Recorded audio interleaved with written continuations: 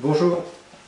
Alors certaines d'entre vous me connaissent déjà. Je m'occupe donc de la partie astronomie dans les conférences. Mais aujourd'hui, je vais vous parler d'une science qui est un mélange de géométrie, de mathématiques, d'astronomie, de façon extrêmement simple et avec un exemple tout à fait intéressant. Alors il ne s'agit pas d'astronomie moderne, c'est-à-dire celle avec les énormes télescopes, avec les satellites qui s'envolent très très loin pour observer la Terre ou d'autres planètes, astéroïdes et autres comètes. Non, c'est une science vieille de 2200 ans, science fonctionnant grâce à deux instruments extraordinaires, un chameau et un bâton. Alors, le chameau, je ne vous le décris pas, vous voyez à peu près à quoi ça ressemble. Alors le bâton, il est un peu particulier, il faut qu'il soit très droit. On l'appelle le gnomon.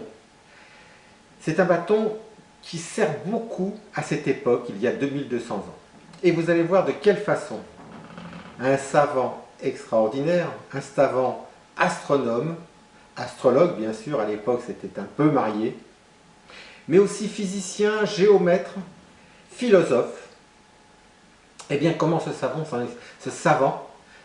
est servi. Le nom de ce savant, bien sûr, il faut que je vous le donne tout de suite parce qu'il va falloir que vous ne l'oubliez pas, s'appelait Ératosthène. Il était né en Libye, enfin ce qu'on appelle la Libye aujourd'hui, c'était une colonie grecque à l'époque, et avait vécu à Sienne. Sienne, c'est sur le bord du Nil, mais c'est tout à fait au sud, assez loin de la Méditerranée. Il avait donc habité à Sienne, mais pour l'instant, il était directeur de la grande bibliothèque d'Alexandrie. C'est une bibliothèque extraordinaire, le plus grand centre intellectuel de toute la Méditerranée et peut-être même du monde. On l'avait mis là parce que c'était véritablement quelqu'un qui, à peu près dans toutes les sciences de l'époque, excellait. Donc son idée, c'était de mesurer la circonférence de la Terre. Alors vous allez me dire, la circonférence de la Terre, il y a 2200 ans, mais aujourd'hui encore, on a fait une étude, et 9% des Français pensent que la Terre est plate. Effectivement, 9% des Français pensent que la Terre est plate, mais à cette époque-là, les savants pensaient, alors ils n'avaient pas de preuves évidemment formelles, ils pensaient déjà que la Terre était ronde. Ératosthène faisait partie de ces savants. Il lui manquait quelque chose qu'il avait absolument envie d'avoir, c'était la circonférence de la Terre. Aristote et d'autres avant l'avaient évalué environ à 60 000 km, mais il n'avait pas bien compris sur quelle base il l'avait fait et il voulait des bases solides. Il avait remarqué que quand il habitait à Sienne, le soleil, au solstice de printemps, c'est-à-dire au mois de juin, au début de l'été, le solstice de soleil à Sienne entrait jusqu'au fond d'un puits parfaitement verticalement. Le soleil était exactement au-dessus de Sienne au solstice. Or, actuellement, à Alexandrie, quand il regarde devant sa bibliothèque, il voit l'obélisque. Et il voit que l'obélisque a une ombre pas très très grande, mais une ombre quand même. Et là, il se met à réfléchir. Il se dit, ok, à la même date, à Sienne, le soleil est parfaitement vertical, et à Alexandrie, il forme une légère ombre. Alors, je vais vous montrer comment il a réfléchi et comment il a calculé ce qu'était cette ombre et ce qu'elle voulait dire. Ne vous inquiétez pas, je change de place parce que j'ai mis en place un petit tableau avec un dessin. Ici, le puits de Sienne. Ici, les rayons du soleil qu'il a envisagés parfaitement horizontaux. Ce qui était également, véritablement, une marque de génie. Parce qu'il s'est dit, le Soleil est très très loin de la Terre. On ne sait pas exactement à quelle distance, mais très loin, assez loin pour que ces rayons apparaissent comme horizontaux quand ils arrivent sur Terre. Donc, si ici, à une date, les rayons rentrent parfaitement verticalement en allant vers le centre de la Terre, et si à la même date de l'année suivante, les rayons forment ici une ombre, je vais prendre mon gnomon, mon fameux bâton, je vais le mettre ici, et je vais calculer cet angle-là. Alors c'est facile, il ne s'agit même pas de le calculer, on peut le mesurer directement. Cet angle-là, quand on le transforme en degrés d'aujourd'hui, cela fait 7,2 degrés. Il se dit, ok, si j'ai 7,2 degrés ici, j'aurai 7,2 degrés ici. Effectivement, ici nous avons deux lignes parallèles, une ligne sécante, ces angles-là sont égaux, comme ces angles-là sont égaux. Donc, si ici j'ai un angle de 7,2 degrés, ça veut dire que cette distance entre Sienne et Alexandrie représente effectivement 7,2 degrés.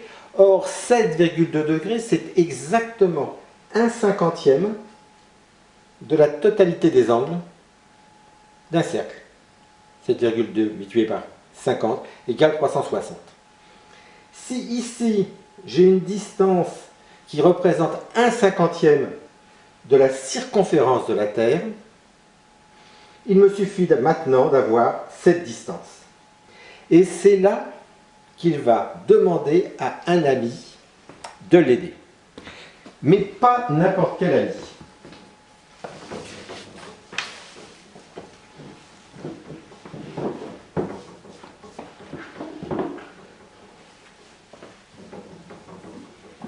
Ah.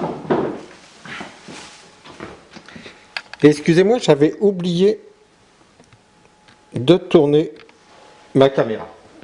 Voilà. Donc il demande à un ami, son ami a un chameau. Pourquoi il a un chameau? Parce qu'il est bématiste. Bématiste, c'est-à-dire celui qui mesure les distances grâce au pas. Cet homme est malin, il a utilisé un chameau. Pourquoi? Parce que le pas du chameau est extrêmement régulier. Donc, il lui demande, parcours la distance de Sienne jusqu'à Alexandrie, viens, fais cette distance et reviens me voir pour me dire combien cette distance fait de pas. On calculera ensuite avec des mesures plus larges, de façon à ce qu'on puisse avoir cette distance. Bon, nous, aujourd'hui, on va la transformer en kilomètres, mais à cette époque-là, on ne mesurait pas en kilomètres, on mesurait en stades. Donc, il mesure, il revient avec sa distance, très précise, grâce au pas régulier du chameau. Cette distance fait 790 km, là je l'ai directement transformé en kilomètres. Il se dit, j'ai un 50e pour 790, je mesure donc, je multiplie par 50, ça fait exactement 39 500 km.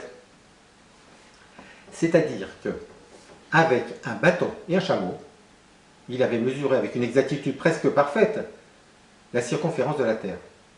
Effectivement, la circonférence de la Terre, quand on prend cette circonférence au niveau de l'équateur, elle est un peu plus grande que de la façon dont il l'a prise, à savoir du nord au sud en direction donc, du pôle nord et en revenant par le pôle sud, puisque Sienne est exactement plein sud, pas exactement mais pratiquement plein sud par rapport à Alexandrie. Il faut se rendre compte que on est 2200 ans avant Jésus-Christ et qu'en fait, à cette époque déjà, on savait que la Terre était ronde, on savait que le Soleil était loin de la Terre et on savait combien la Terre faisait de circonférence.